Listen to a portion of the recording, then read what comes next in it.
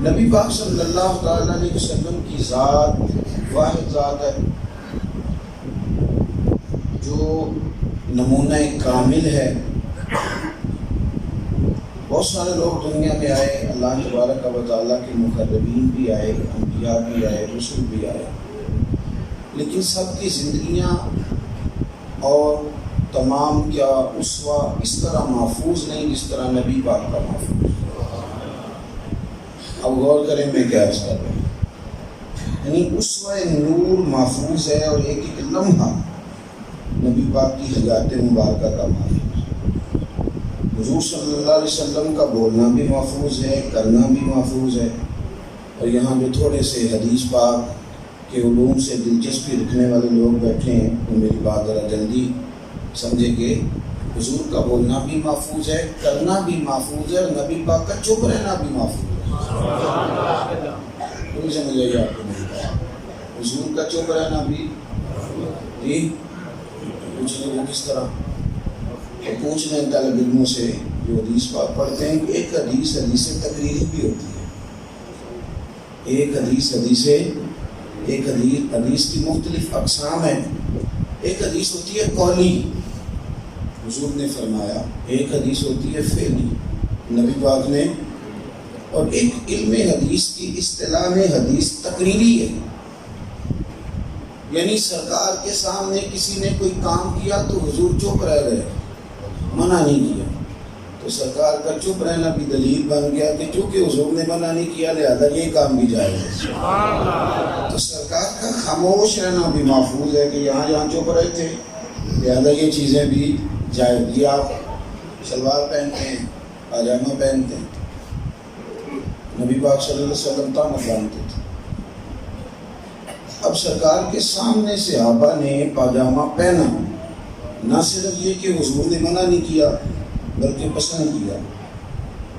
اللہ کے رسول صلی اللہ علیہ وسلم کا منع نہ کرنا بھی اسے سنت بنا گیا۔ یہ حضور کا چپ رہنا یعنی خاموش رہنا، جس مقام پہ سرکار خاموش رہے وہ بھی حدیث بن گئی، حدیث تقریری بن گئی۔ تو سرکار کی ساری چیزیں، بلکہ ہم تھوڑا سا جب غور کرتے ہیں نا تو بڑا مزہ آتا ہے۔ یہ بھی ایک پورا وظیفہ ہے اگر کسی کی سمجھ میں آئے تو، یعنی حدیث پاک پہ غور کرنا، حدیث پاک کو پڑھنا، حدیث پاک کی اصطلاحات کو سمجھنا، حدیث میں گم رہنا۔ آپ یوں سمجھیں کہ آپ درود و سلام میں ہی محو ہیں۔ شرط یہ ہے کہ یہ والا شوق بھی لگ جائے۔ یہ والا میرے صاحب رحمۃ اللہ علیہ کی خدمت میں ایک طالب علم آئے، انہوں نے کہا حضور مجھے کوئی وظیفہ بھی بتائیں۔ اب ہر بندہ علم پڑھنے والا بھی ایک جگہ پہ کہتا ہے کہ کیونکہ میں علم پڑھ رہا ہوں تو میں سب سے آگے ہوں۔ بعض وظائف پڑھنے والے بیچارے بھی بہت ساری جگہوں پہ لگ جاتے ہیں، انہیں باقی سارے خالی نظر آنے شروع ہو جاتے ہیں۔ یہ بھی بہت بڑا لڈا ہے اور نفس کا بہت بڑا دھوکہ ہے، بہت بڑا تکبر ہے۔ اس نے کہا کہ حضور کو وظیفہ بتائیں، تو حضرت صاحب فرمانے لگے دین پڑھ رہے ہو نا؟ حضور پڑھ رہا ہوں تو فرمانے لگے جب مصطفیٰ کی باتیں پڑھ رہے ہو تو اس سے بڑا وظیفہ کیا ہوگا؟ اس سے بڑا وظیفہ کیا ہے؟ تم قرآن و سنت کے علوم حاصل کرتے ہو، اس سے بڑی معرفت کیا ہے؟ اس لیے ہے نا بعض بندے جو کہتے ہیں فلانا بندہ دین پڑھا ہے تو اس کے پاس کوئی معرفت بھی ہے، تو ایسے بندے پہ ترس آتا ہے بیچارے، ہنسی آتی ہے کہ جو سارا قرآن و سنت پڑھ گیا ابھی بھی معرفت نہیں اس کے بعد، تو پھر معرفت آپ نے کس بلا کا نام رکھا ہے؟ کس آپ نے چیز کا نام معرفت الہی رکھا ہے؟ تو آپ تھوڑا غور کریں حدیث مبارکہ پہ، تو اللہ تبارک و تعالیٰ نے کس طرح محفوظ کیا ہے حضور کی مقدس زندگی، کس طرح محفوظ کیا ہے۔ آپ کتابیں دیکھیں، نبی پاک صلی اللہ علیہ وسلم نے فرمایا جس نے بیٹیوں کی پرورش کی، اور ایک حدیث میں فرمایا کہ میں اور یتیم کی پرورش کرنے والا ہوں۔ یہ وہ حدیثیں عرض کر رہا ہوں جو تمام کتابوں میں کتب حدیث میں، بخاری مسلم سے لے کر مسند امام احمد تک تمام کتب حدیث میں اجماعی طور پر موجود ہیں۔ حضور نے فرمایا بھئی میں اور یتیم کی کفالت کرنے والا اس طرح ہوں گے جس طرح یہ میری دو انگلیاں جڑی ہوئی ہیں۔ اب آپ نے غور کرنے میں کیا سمجھانا چاہتا ہوں، تمام آپ احادیث کی کتابیں دیکھ لیں، کبھی کبھی ہم غور کرنے لگ جاتے ہیں کہ یہاں یہ حدیث اس طرح ہے تو دوسری جگہ تھوڑے بہت الفاظ کا اختلاف ہوتا ہے، لیکن ایک بات آپ کو ہر جگہ ملے گی، یعنی نبی پاک صلی اللہ علیہ وسلم نے فرمایا میں اور یتیم کی پرورش کرنے والا اس طرح ہوں گے جس طرح میری یہ 2 انگلیاں جڑی ہوئی ہیں۔ آپ تمام حدیث کی کتابیں پڑھ لیں، ہر محدث نے لکھا ہے کہ حضور نے انگلیاں اٹھائیں اور لہرا کے دکھائیں، اور حضور نے یوں کر کے دکھایا جس طرح یہ 2 انگلیاں جڑی ہوئی ہیں۔ معنی کیا ہے؟ حضور کی باتیں بھی محفوظ ہیں اور میرے نبی کے اشارے بھی محفوظ ہیں۔ حضور نے کسی موقع پر جو اشارہ کر دیا، ہر کتاب کے اندر وہ اشارہ بھی محفوظ ہے، وہ اشارہ بھی موجود ہے کہ اس طرح کر کے نا حضور نے ایک اشارہ۔ یہ میلاد شریف آپ مناتے ہیں تو استدلال کیا ہے، دلیل کہاں سے پکڑتے ہیں؟ حضرت انس بن مالک رضی اللہ تعالیٰ عنہ فرماتے ہیں مجھے وہ دن بھولتا ہی نہیں، مجھے وہ دن بھولتا ہی نہیں جس دن نبی پاک صلی اللہ علیہ وسلم مدینہ طیبہ میں تشریف لائے تھے۔ میں نے اہل مدینہ کو اتنا راضی خوشی کبھی نہیں دیکھا۔ فرماتے ہیں بچے چھتوں پہ چڑھ گئے، عورتیں چھتوں پہ چڑھ گئیں۔ بنو نجار ایک بڑا اعلیٰ قبیلہ تھا۔ ایک ہوتا ہے نا کہ بعض اوقات یہ ہمارے یہاں بھی کچھ لوگ ابھی بھی کمزور ہیں جو سمجھتے ہیں کہ دین کی بات شاید غریب لوگ کریں، ہم تو سیاست کی کریں گے، ہم تو گجرانوالہ میں کچھ سیاسی پارٹیاں پاور شو کریں گے تو وہاں گاڑیاں بھر کے لے جائیں گے، جلوس تو مولویوں کا کام ہے، میلاد کا جلوس تو یہ کریں گے۔ ابھی بھی ہیں کچھ ایسے بیچارے جو اس احساس کمتری کا شکار ہوتے ہیں، دوسروں کو چھوٹا جانتے ہیں۔ تو بہت سارے لوگ ایسے تھے جو ذکر کرتے، فکر کرتے، قصیدے پڑھتے، تو بعض لوگ سمجھتے تھے کہ یہ شاید کسی چھوٹے طبقے سے تعلق رکھتے ہیں، لیکن جب حضور مدینہ طیبہ تشریف لائے تو جو بچیاں تف بجا رہی تھیں اور طلع البدر علینا کہہ رہی تھیں، وہ بنو نجار قبیلہ تھا، چودھریوں کا قبیلہ تھا، وہ سرداروں کا قبیلہ تھا، بڑے لوگ تھے۔ تو بڑے لوگوں کی وہ بچیاں ایک کونے میں بیٹھ کے تف بجا رہی تھیں۔ تو حفیظ بدری کہتے ہیں کہ بچیاں تف بجا رہی تھیں تو ہوتا ہے نا بعض اوقات قصیدہ خوانی کچھ لوگ کرتے ہیں، بڑا آدمی کسی کی تعریف کم کرتا ہے، اس کا خیال ہوتا ہے میرے جملے دلیل بن جائیں، اور چھوٹا تو ہوتا ہے وہ تعریفیں کرتا رہتا ہے۔ اب وہ ایک بڑا قبیلہ تھا مدینہ شریف کا، اور اعزاز والے لوگ جانے جاتے تھے، لیکن ان بچیوں نے وہاں تف بجائی اور تف بجا کر کے انہوں نے سرکار کا استقبال کیا۔ حضرت انس بن مالک فرماتے ہیں میں چھوٹا تھا، یہ منظر دیکھ رہا تھا، میری آنکھوں میں رک گیا۔ آج تک مجھے یاد ہے وہ ننھی بچیاں جو بیٹھ کر وہاں تف بجاتی تھیں اور رسول پاک کی جانب اشارے کر کے گاتی تھیں اور کہتی تھی ہمیں معمولی نہ سمجھنا، ہم ہیں بچیاں نجار کے عالی گھرانے کی، یہ تو خوشی ہے آمنہ کے لال کے تشریف لانے، ہمیں خوشی ہے آمنہ کے لال کے تشریف لانے۔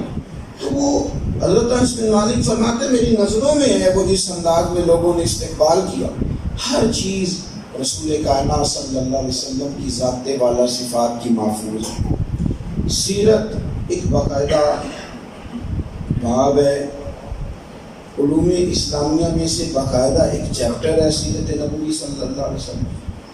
اس کے اتنے پہلو ہیں کہ دروس سورت سیرت پر باقاعدہ بڑے مقالات لکھے جا سکتے ہیں، بڑی باتیں کی جا سکتی ہیں۔ کرنے کا کام یہ ہے کہ جیسے کہ محافل میلاد ہوتی ہیں، بہت ساری باتیں الحمدللہ اس میں کی جاتی ہیں، لیکن بعض اوقات یہ ہوتا ہے کہ جو ساری دنیا کر رہی ہے ہمیں بھی وہی کرنا ہوتا ہے۔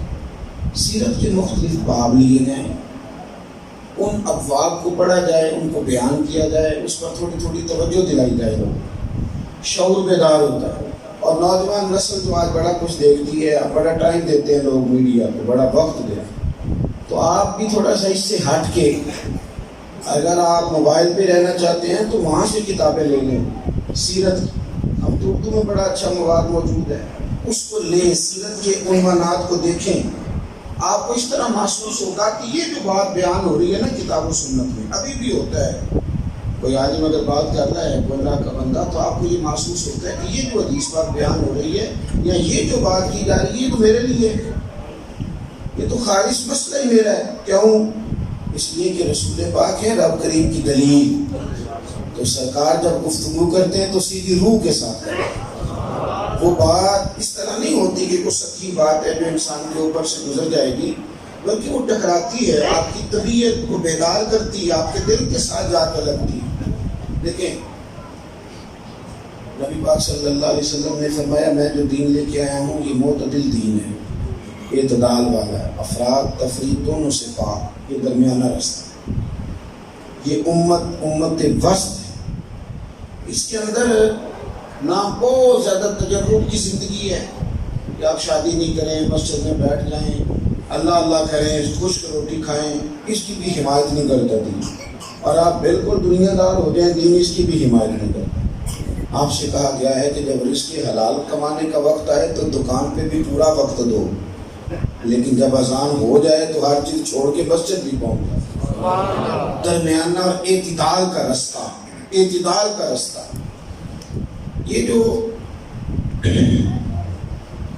یورپ کی یونیورسٹیوں کے اندر افراط و تفریط پہ بڑا زور دی، آپ اللہ تعالیٰ ہمیں محفوظ رکھے۔ میں نے تو دیکھا ہے اپنی آنکھوں سے، بڑا سونا جوان ہوتا ہے، بڑا پیارا، اور اس کی شکل و شباہت بڑی عمدہ، قد بڑا اونچا، لیکن وہ سیٹرڈے سنڈے کی چھٹی کسی معاذ اللہ کلب میں مناتا ہے، اور جب آپ نکلتے ہیں کبھی رات کے وقت تو آپ دیکھتے ہیں کہ وہ جوان نالی میں گرے، وہ ڈھونڈ رہے ہیں، افراط و تفریط کا شکار ہو، اور دولت ہی کمانی ہے، مال ہی کمانا ہے۔ کوئی ایسی جگہ نہیں ہے ان کے لیے جہاں بیٹھ کے وہ ذکر کریں، روحانی تصویر کیا کرتے ہیں، سارا ہفتہ محنت کرتے ہیں۔ پورے یورپ میں آپ اسی طرح دیکھیں، اور ہفتے اتوار کے درمیانی رات میں آپ ہو جائیں گے کسی کلب میں ٹائم گزاریں گے، خوفناک منظر ہوتا ہے، دیکھا نہیں کرتا، یعنی ترس آتا ہے یار یہ بھی زندگی ہے انسان۔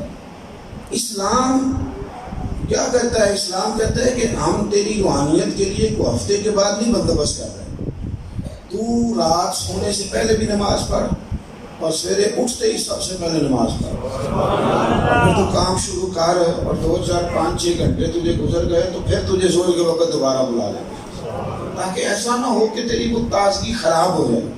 ساتھ اس کو وہ ذوق جو اس کی روح مانگتی، یہ اعتدال ہے۔ ابھی تو شاید آپ کو یہ باتیں تھوڑی سی انفرادی محسوس ہوں، لیکن کبھی ایک وقت آئے گا جب بندہ ایک ہی کام کرتا کرتا تھک جاتا ہے، اسے اپنی فیلڈ سے اکتاہٹ محسوس ہونے لگتی ہے، اس وقت اسے محسوس ہوتا ہے کہ مجھے اس دین کی ضرورت ہے جو اعتدال والا ہو، یعنی جو میری بھوک بھی پوری کرے اور میری روح کی پیاس بھی پوری کرے۔ حضرت سلمان فارسی رضی اللہ تعالیٰ عنہ اور حضرت ابو دردہ رضی اللہ تعالیٰ عنہ کا بھائی چارہ تھا، مہاجر اور انصار بھائی بھائی بنائے گئے تھے، اور ان کی دوستی بڑی گہری ہو گئی، محبت بڑی بڑھ گئی۔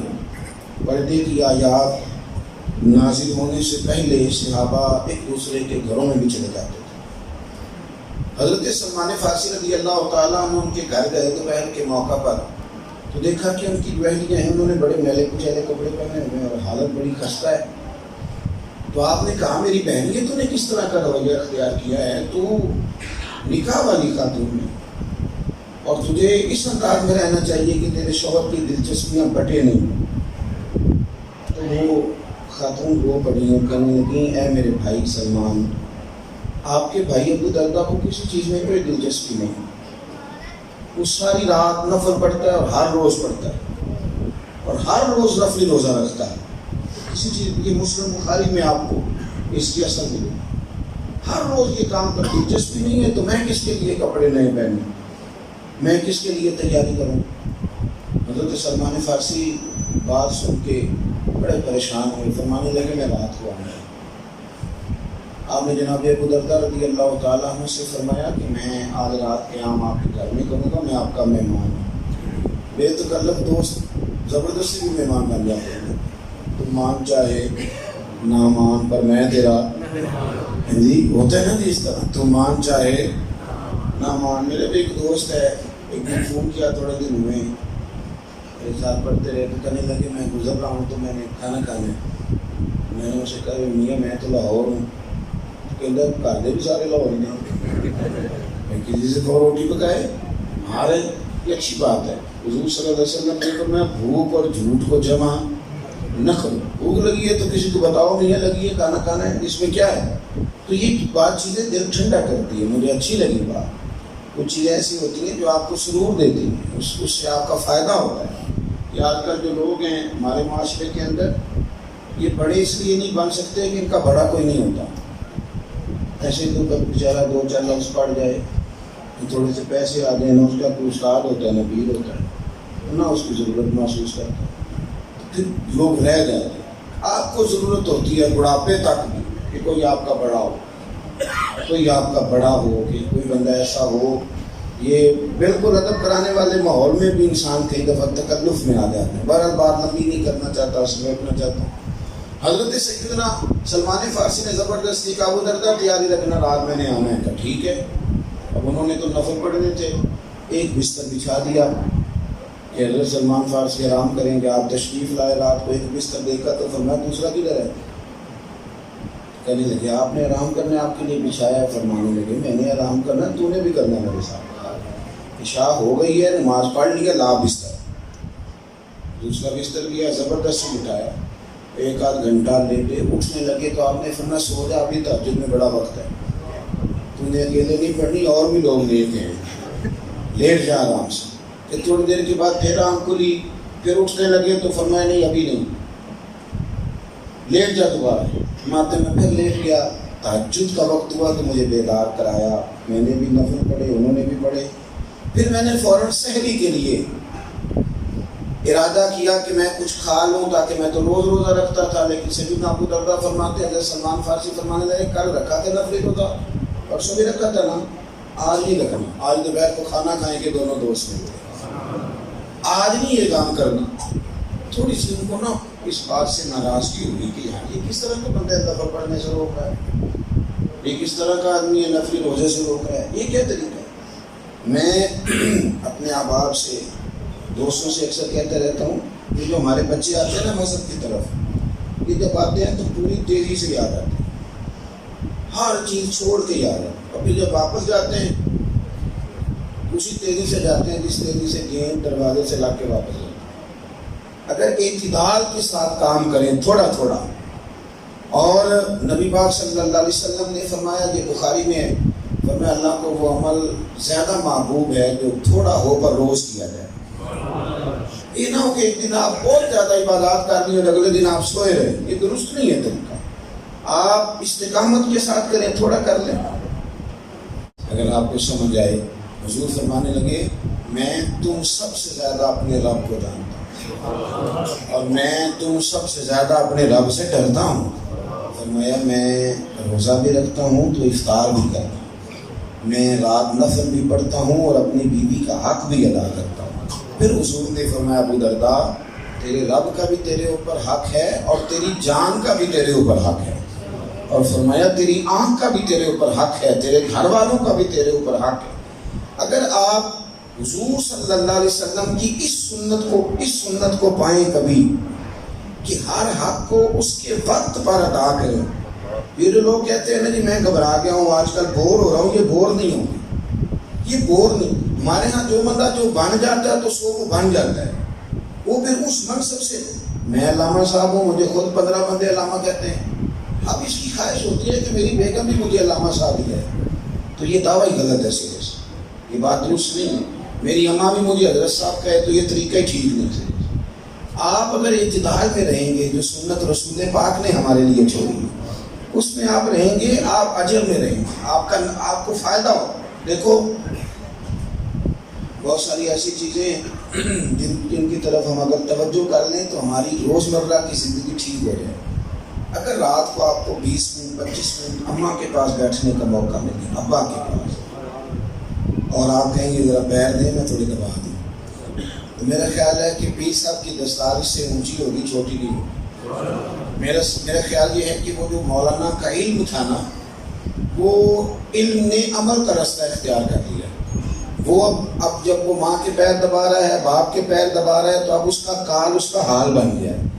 اب اسی کیفیت نصیب ہوگی وہ جو اس نے جمعے والے دن پسینہ میں ڈوب کر حدیثیں سنائی تھی نا ماں باپ کی فضیلت کی, اور تگڑا خطاب کیا تھا.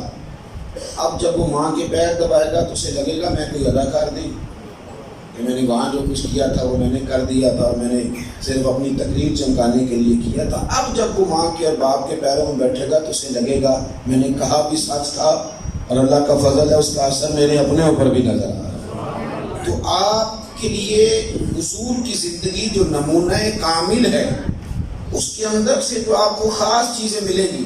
نبی پاک صلی اللہ تعالیٰ علیہ وسلم نے اپنے غلاموں کی کام میں مدد کرتے تھے.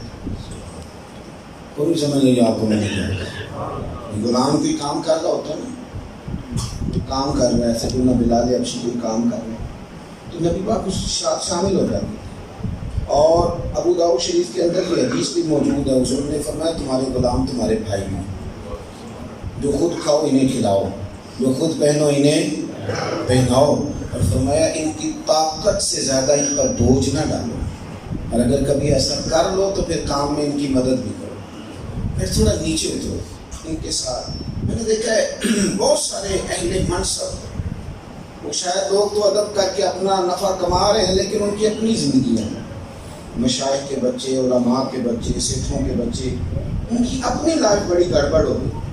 ٹھیک ہے سامنے والے نے کہا میرے استاد کی اولاد ہے میں نے قدر کرنی ہے, لیکن وہ قدر کرانے کا عادی ہو گیا, صلاحیتیں ختم ہو گئی, زنگ آلود ہو گئی. اگر آپ حضور کی سنت کو پائیں اور غلام خادم کوئی کام کر رہا ہو تو آپ بھی تھوڑا زمین پہ آئیں اور ساتھ شامل ہو جائیں, کلیجہ ٹھنڈا ہو.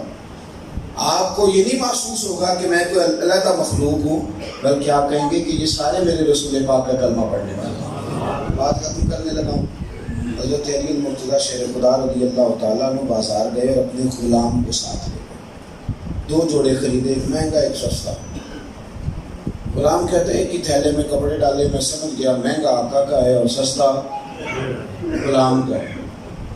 تو اب تو یہ کام صوفی صاحب درویش صاحب کے لیے بھی کرنا مشکل ہو گیا کہ وہ خود سستا پہنے کسی کو مہنگا دیں, یہ ممکن نہیں الا ماشاء اللہ. 2 جوڑے خرید کر کے لائے, ایک مہنگا تھا ایک سستا تھا. فرماتے ہیں بالکل واضح تھی دلیل میرے پاس, مہنگا حضرت علی کا ہے سستا میرا ہے. کہتے ہیں وہ چوک آ گیا جہاں سے مولا کائنات نے اپنے حجرہ نور میں جانا تھا, میں نے اپنے گھر جانا تھا. تو حضرت علی فرمانے لگے لا بیٹے میرے والا مجھے دے دے. کہتے ہیں میں نے مہنگا جوڑا نکالا, مولا علی کو پیش کیا تو آپ فرمانے لگے یہ نہیں میرا, وہ دوسرا ہے, میرا تو وہ دوسرا ہے. تو کہتے میں نے ایک دلیل دی, ایک میں نے وجہ بیان کی کہ مہنگا آپ کا, ایک دلیل دی. میں نے کہا حضور آپ آقا ہیں, آپ مہنگا پہنے, میں غلام مجھے سستا پہننا چاہیے. حضرت علی چونکہ عالم ہے تو جو عالم ہوتا ہے نا وہ دلیل کا جواب دلیل سے دیتا ہے. وہ یہ نہیں کہتا کہ ٹھیک ہے تم مینو دسے گا میں نے سمجھائیں گا, ادھر لازم کہہ دیا وہ کا, یہ نہیں. آپ کو اگر اللہ تبارک و تعالیٰ نے فہم دیا ہے تو آپ شعوری بات کریں اور آپ دلیل کے ساتھ بات کریں. اور جو آدمی دلیل دینا جانتا ہو اس کے چہرے پر تو شکن بھی نہیں آتی, کیونکہ اس کو کانفیڈنس ہوتا ہے, اس کو اعتماد ہوتا ہے کہ میں دلائل رکھتا ہوں, میں کوئی کمزور آدمی. اس نے کہا ایک وجہ بیان کرنے لگا حضور چونکہ آپ آقا ہیں آپ مہنگا پہنے اور میں چونکہ غلام ہوں تو میں. حضرت علی فرمانے لگا ٹھیک ہو گئی تیری دلیل, تو نے اگر اسی دلیل کے طور پہ یہ تقسیم کرنی ہے تو دلیل میں دے دیتا ہوں. اس نے کہا حضور وہ کیا؟ فرمانے لگے تو سستا مجھے دینا اس لیے کہ میں بوڑھا ہوں اور مہنگا تو پہن اس لیے کہ تو جوان ہے. تو جوانوں کو مہنگے کپڑے اچھے یہ دے. تو وہ غلام کہتا ہے کہ وقت گزر گیا, مولا علی سستا جوڑا لے کے چلے گئے, لیکن وہ کیا رنگ تھا اور وہ کیا ان کی ادا تھی اور کیا وہ کیفیات تھیں, اور میرے محبوب کریم صلی اللہ علیہ وسلم کے مرید کامل پر حضور کے جو جلوے تھے. فرماتے ہیں وہ کوئی تقریر نہیں ہو رہی تھی, کوئی محفل ذکر نہیں تھی, وہ کوئی وجد سرور کیف اللہ اللہ کا اجتماع نہیں تھا کہ جس کے اندر بڑا میرے اوپر کیف وہ سوٹ کا لینا دینا تھا. لیکن آج بھی جب اس چیز کو یاد کرتا ہوں تو میرا کلیجہ ٹھنڈا ہو جاتا ہے, میرے دل کو سکون ہوتا ہے, مجھے طبی طور پر راحت ہوتی ہے کہ یار اس طرح کے بندے. تو جب آپ حضور کی سنت کے قریب جائیں گے پھر ایسا نہیں ہوگا کہ آپ نے آدھا گھنٹہ نکال کے ذکر کیا, بلکہ آپ کو لگے گا کہ میں پانی بھی کیونکہ سنت کے مطابق پی رہا ہوں تو یہ بھی میرا سرور والا کام ہے. میں چونکہ کھانا حضور کے طریقے پر کھا رہا ہوں تو یہ میرا کام بھی سنت. تو مطلق ہمیں علی الاطلاق حکم دیا گیا ہے آنکھیں بند کر کے پیروی کرنے کا، غیر مشروط. وہ ہے بھی صرف ذات رسالت کی، اس لیے کہ اتباع صرف رسول پاک، اتباع صرف رسول پاک صلی اللہ علیہ وسلم کی. اس لیے سنت کو، شریعت کو، احکامات مصطفیٰ کریم صلی اللہ علیہ وسلم کو جب آپ دیکھیں گے آپ کو معرفت الہی حاصل ہوتی جائے. آپ اور اس کو دیکھیں اس نظر سے، اسے دیکھیں اس ذوق سے کہ میں نے نا یہ عمل کرنے کے لیے یہ کام کرنا. اس نظر سے آپ دیکھیں گے خود بخود آپ محسوس کریں گے کہ میری تربیت ہو رہی ہے، میرے لیے آسانیاں ہو رہی ہیں. حضور کی سنت کو، سیرت کو پڑھیں، سنیں، توجہ کریں اور دیکھیں کہ فلاں معاملے میں نبی پاک صلی اللہ علیہ وسلم کا اسوہ کیا ہے. دعا کرتا ہوں خلاق عالم اس میلاد پاک کو، اس سال کو امت مسلمہ کے وقار کا ساتھ بنا دے اور پوری دنیا کے اندر اس میلاد کی برکتیں لوگوں کے دلوں میں شعوری اور فکری پختگی کا سامان فراہم کریں. آمین. آخر دعوانا الحمدللہ.